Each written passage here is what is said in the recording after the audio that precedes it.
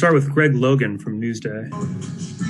Steve, can you describe the impact that those two losses that you had here in early May when you lost fourth quarter leads in both games, what impact did that make at the time on the rest of the season? And is there something that you take from those two games that you can apply to these next two?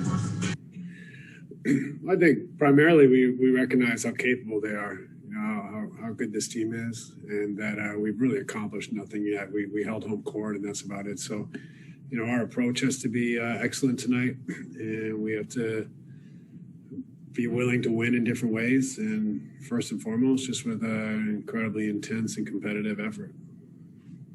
Ryan Lewis, New York Post. Hey, Steve, kind of drilling down on that. I mean, there's probably nothing more dangerous than a really good team that maybe had their pride stung a little bit. How do you guys brace for what you presume is going to be a particularly incentivized team here tonight? Well, we've talked to the players about it. We know that we're going to take their best shot, and they'll have their fans behind them, and we have to relish the opportunity to play under adversity and play in a great environment. So it's really up to the players to come with a great approach and to enjoy and relish the opportunity to play playoff basketball on the road and against a team that's desperate to beat us. Royce Young, ESPN.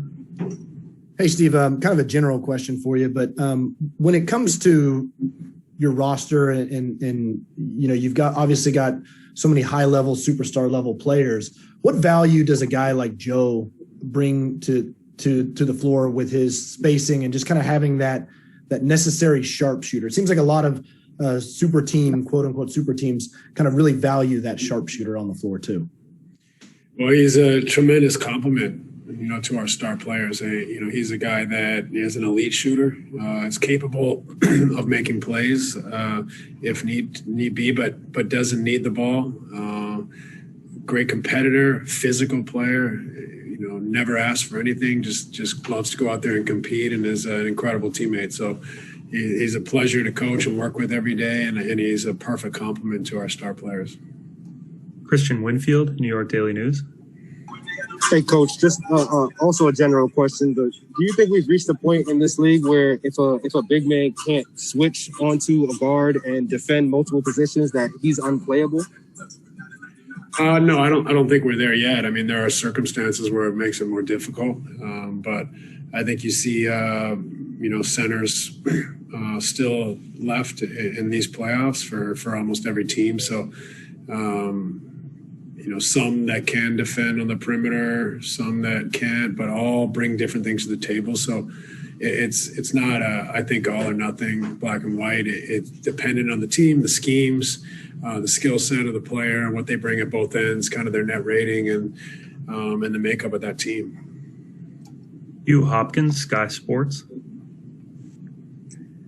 Thanks for chatting to us, Coach. Hugh Hopkins from Sky Sports in the UK here. I'm going to follow up on Royce's question a little bit. He sort of stole my question just a tad, but hopefully we can both use these quotes. Speaking on Joe, do you think how much better can he get? Because he's been with the team for a few years, and it seems like his talent has really risen since the talent around him has got better. So how much better do you think he can get? I guess, do you see him as being like a sort of Klay Thompson later in his career, where he can sort of become one of the main guys just by mastering the things that he's already good at?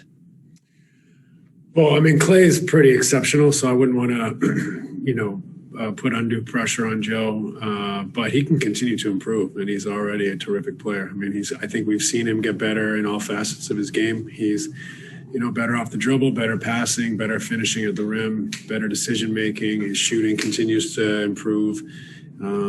Defensively, super competitive and a good defender. So, plenty there to work with already, but he definitely has improved and developed every year of his career. So I wouldn't put it past him to keep climbing, keep improving, keep bringing new things to the table. And most importantly, he's just a tremendous guy to work with every day and tremendous teammate. Leonardo Torres, El Comercio in Peru. Hi, Coach. It's Leonardo Torres from Peru. Hope you're well. Coach, how to handle the pressure of facing a team that will be motivated by its crowd and will have a different energy?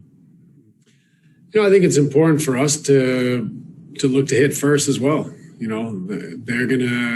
They're desperate, so you'd expect them to hit and throw everything they have at us. That doesn't mean that we have to sit back and take it. We can try to also attack from the jump ball and be aggressive and have a great mentality. So it's you could talk about weathering a storm, or you could talk about really going for it. And either way, there's many ways to win a game. There's different ways of figuring out a puzzle, but we can go hit first as well.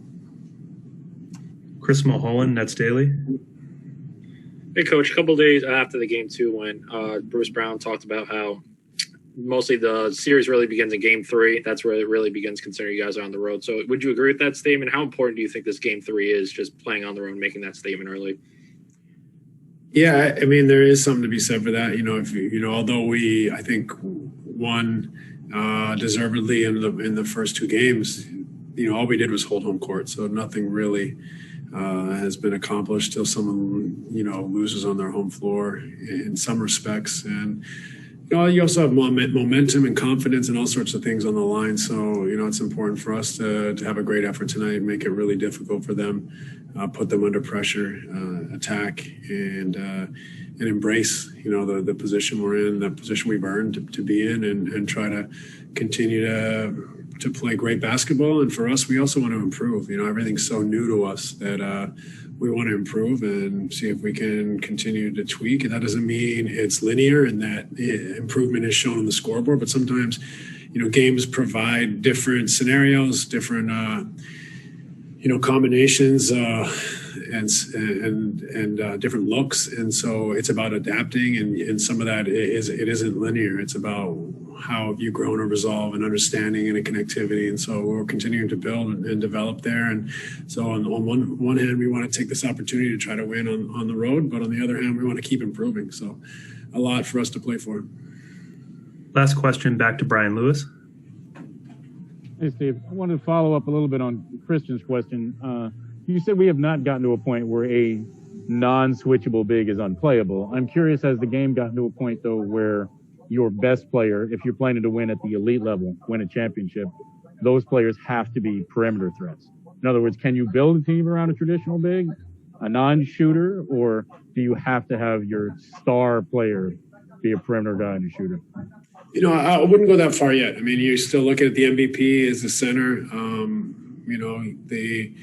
I would say before his injuries, Joel Embiid was maybe the favorite to be MVP. So, and there's other candidates. It depends on the makeup of the roster and style of play and all those things. But I wouldn't go that far yet. We've seen a lot of perimeters dominate recently, but there's still some bigs that are dominating as well. Thanks, Coach. Appreciate your time. Okay. Thanks, everybody.